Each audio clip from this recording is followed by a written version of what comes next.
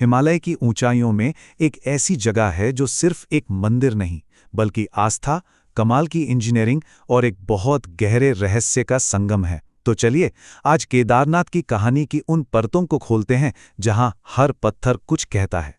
सबसे पहले जरा उस जगह की कल्पना कीजिए। केदारनाथ मंदिर समुद्र तल से 3583 मीटर ऊपर है। ये वो ऊंचाई है जहां हवा तक पतली हो जाती है और एक एक सांस लेना भी एक चुनौती जैसा लगता है। और ये तो सिर्फ ऊंचाई की बात हुई। जब यहाँ सर्दियां आती हैं तो ये जगह पूरी तरह बदल जाती है। तापमान -20 डिग्री सेल्सियस तक गिर जाता है।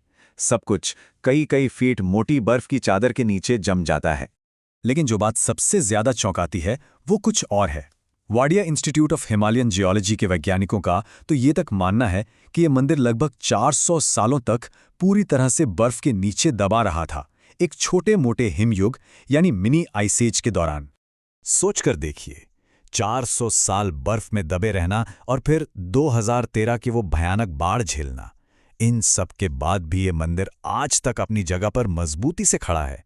तो सवाल ये उठता है कि ये हुआ कैसे? क्या ये सिर्फ पुराने जमाने की इंजीनियरिंग का कमाल है या फिर यहां कोई दैवीय शक्ति भी काम करती है? तो चलिए सबसे पहले इसे एक आर्किटेक्चरल चमत्कार के तौर पर देखते हैं।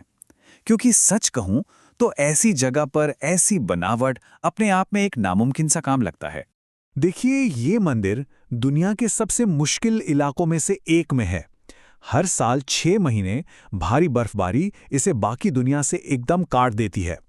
और फिर 2013 में आई वो प्रलय मचाने वाली बाढ़ जिसने रास्ते में आई हर चीज को मिटा दिया। इन सब चुनौतियों के बावजूद इसका खड़ा रहना सच में किसी चमत्कार से कम नहीं लगता। अब जरा इसकी जड़ों की बात करते हैं, क्योंकि इस मंदिर की कहानी के तार सीधे भारत के सबसे बड़े महाकाव्य महाभारत से जुड़ते हैं। कहानी कुछ यूं है कि महाभारत युद्ध के बाद पांडव अपने ही परिवारजनों की हत्या के पाप से मुक्ति चाहते थे और इसके लिए वो भगवान शिव को ढूंढ रहे थे। पर शिव उनसे नाराज थे तो उन्होंने एक बैल का रूप धर लिया। लेकिन भीम ने उन्हें पहचान लिया और जैसे ही शिव जमीन में समाने लगे, भीम ने झपट कर बैल का कुबड़ पकड़ लिया। कहते हैं वही कुबड़ आज केदारनाथ में एक त्रिकोण शिवलिंग के रूप में पूजा जाता है और शिव के शरीर के जो बाकी हिस्से थे वो 4 और जगहों पर प्रकट हुए, जिन्हें मिलाकर बनता है पंच केदार। तो ये तो हुई पौराणिक कहानी, लेकिन अब वापस उस साइंस और इंजीनियरिंग पर आते हैं जिसने इस मंदिर को समय के हर थपेड़े से बचा के रखा है। अब सवाल उठता है, ये मंदिर आखिर कितना पुराना है? यहाँ 2 बातें सामने आती हैं। एक तरफ है आस्था, जो कहती है कि यह मंदिर 5000 साल से भी ज्यादा पुराना है, पांडवों के जमाने का। और दूसरी तरफ है विज्ञान, जिसके कार्बन डेटिंग बताती है कि ये 1200 से 1500 साल पुराना है। ये आस्था और विज्ञान के बीच का एक बड़ा दिलचस्प टकराव है। तो इसकी इतनी लंबी उम्र और मजबूती का राज क्या है? जवाब है एक शानदार तकनीक जिसे कहते हैं इंटरलॉकिंग। इसे ऐसे समझिए जैसे वो बच्चों के खेलने वाले लेगो ब्लॉक्स होते हैं ना, या एक पहेली के टुकड़े, जहां हर पत्थर दूसरे पत्थर को बिना किसी सीमेंट या मसाले के अपनी जगह पर थामे रखता है। इस तकनीक का असली जादू यह है कि यह ढांचे को सिर्फ मजबूती नहीं बल्कि लचीला भी बनाती है। जब भी कोई आपदा आती है, जैसे भूकंप या बाढ़ का जोरदार बहाव, तो ये तकनीक उस दबाव को पूरी इमारत में बराबर बराबर बांट देती है। इससे कोई एक हिस्सा टूटता नहीं। ये प्राचीन भारतीय इंजीनियरिंग का वो नमूना है जिसे देखकर आज के बड़े बड़े इंजीनियर्स भी हैरान रह जाते हैं। और इसका सबसे ताज़ा और सबसे बड़ा सबूत हम सब ने 2013 की आपदा में देखा। जब पानी का सैलाब सब कुछ बहा कर ले जा रहा था, तब एक बहुत बड़ी चट्टान न जाने कहां से आकर मंदिर के ठीक पीछे अटक गई। उसने पानी के तेज बहाव को 2 हिस्सों में बांट दिया और मंदिर को एक खरोंच तक नहीं आने दी। आज लोग उसे श्रद्धा से भीमशिला बुलाते हैं। इंजीनियरिंग और वास्तुकला तो ठीक है, पर केदारनाथ में कुछ रहस्य ऐसे भी हैं जिनके आगे आज का विज्ञान भी चुप हो जाता है। चलिए अब मंदिर के गर्भगृह यानी उसके सबसे भीतरी और पवित्र हिस्से की ओर चलते हैं। पहला और सबसे बड़ा सवाल, एक ऐसा कमरा जो 6 महीने के लिए पूरी तरह से बंद हो, जहां हवा का एक छोटा सा कण भी अंदर बाहर ना जा सके। उस कमरे में एक दिया लगातार 6 महीने तक कैसे जल सकता है? इसे कहते हैं अखंड ज्योति।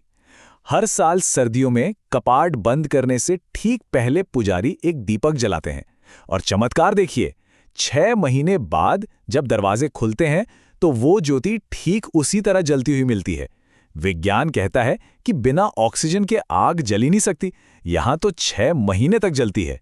पर यह रहस्य यहीं पर खत्म नहीं होता। एक और चमत्कार है जो हर तर्क को चुनौती देता हुआ नजर आता है। जब 6 महीने के बाद दरवाजे खोले जाते हैं तो अंदर भगवान को चढ़ाए गए फूल, बेलपत्र और दूसरी पूजा की चीजें सब कुछ एकदम ताज़ा मिलती हैं, मानो पूजा बस कुछ ही देर पहले की गई हो। मान्यता यह है कि इन 6 महीनों में जब कोई इंसान वहां नहीं होता, तब देवता खुद भगवान शिव की पूजा करने आते हैं। तो देखिए, केदारनाथ सिर्फ पत्थर या रहस्य नहीं है, ये एक जीती जागती परंपरा भी है जिसे इंसानों ने सदियों से पीढ़ी दर पीढ़ी जिंदा रखा है। इस परंपरा की नई शुरुआत 8वीं शताब्दी में महान दार्शनिक आदि शंकराचार्य ने की थी। उन्होंने ही पूजा की वो विधियां बनाई जो आज तक निभाई जाती हैं, और तब से लेकर आज तक यहाँ के मुख्य पुजारी, जिन्हें रावल कहते हैं, हजारों किलोमीटर दूर कर्नाटक के वीरशैव समुदाय से आते हैं। सोचिए, सदियों से ये परंपरा बिना टूटे चली आ रही है। तो कुल मिलाकर केदारनाथ की कहानी किसी एक चीज की नहीं है, ये आस्था, विज्ञान और रहस्य का एक वैसा ही इंटरलॉकिंग जोड़ है जैसे इसके पत्थर एक दूसरे से जुड़े हैं। हर पत्थर इस बड़ी पहेली का एक छोटा लेकिन जरूरी हिस्सा है। ये सब जानने के बाद मन में बस एक ही सवाल रह जाता है, वो कौन सी रेखा है जहां इंजीनियरिंग खत्म होती है और दिव्यता शुरू होती है? शायद इस सवाल का कोई एक जवाब है ही नहीं, और शायद इसी जवाब को ढूंढना ही केदारनाथ की असली यात्रा है।